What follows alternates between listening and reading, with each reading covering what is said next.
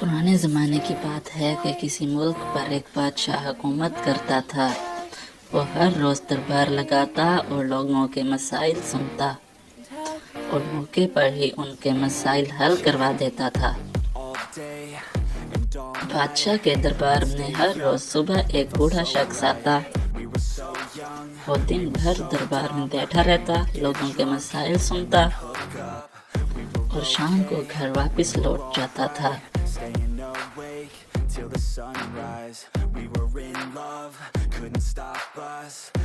वो कई रोज तक ऐसे चक्कर लगाता रहा और बादशाह से कुछ बात ना करता। एक दिन बादशाह ने खुद इस बूढ़े शख्स को बुलाया और इससे पूछा, ऐ बुजुर्ग, तुम रोज मेरे दरबार में आते हो, ना कुछ बोलते हो, ना कुछ मांगते हो और ना ही कुछ बताते हो, तुम्हारे साथ मसला क्या है? बुजुर्ग ने कहा, मैं हर रोज यही सोच कर आता हूँ कि बादशाह सलामत को अपना मसला जरूर बताऊंगा, पर इतनी हिम्मत नहीं होती और मैं चुपचाप ही चला जाता हूँ। बादशाह ने कहा, ऐ बुजुर्ग, मैं अपनी पूरी कोशिश करूंगा कि मसला हल हो जाए। ये सुनकर बुजुर्ग कहने लगा, मेरे घर एक जवान बेटी है, मेरी इतनी हैसियत नहीं कि मैं इसकी शादी कर सकूं। बादशाह ने जब ये सुना तो सोच में पड़ गया। दरअसल बादशाह बहुत कंजूस था। इसने मदद करने की बजाय शराइत रख दी और कुछ सोच कर कहने लगा, तुम सुबह जमीन की पैमाइश करते आना और आसमान के तारे गिनते आना, मैं इंशाअल्लाह तुम्हारी मदद जरूर करूंगा। जब बुजुर्ग ने बादशाह की ये सख्त शराइत सुनी तो वो बेआस होकर घर की तरफ चल पड़ा। जब वो घर गया तो इसकी बेटी ने परेशानी की वजह पूछी। बुजुर्ग ने सारा माजरा बताया तो बेटी ने कहा, अगर आप इजाज़त दें तो मैं दरबार चली जाऊं। बाप ने इजाज़त दे दी। सुबह हुई तो इसकी बेटी दरबार पहुंच गई। इसने बादशाह को बताया कि वो इसी बुजुर्ग की बेटी है जो कल आपके पास इमदाद के लिए आया था। बादशाह कहने लगा, अच्छा तो मेरी शराइत पूरी हो गई हैं।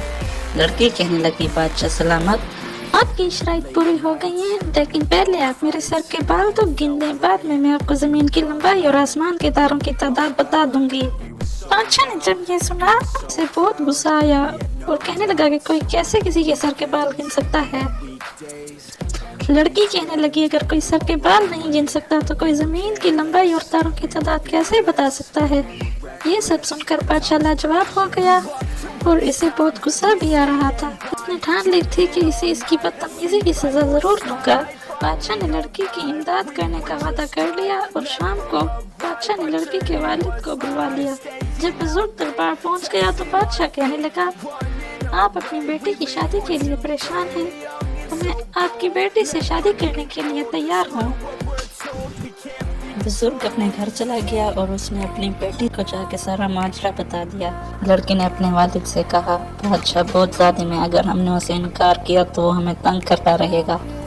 इस तरह वो लड़की एक बहुत बड़ी गुड़िया तैयार करती है। उस गुड़िया में सुर्ख रंग भर देती है।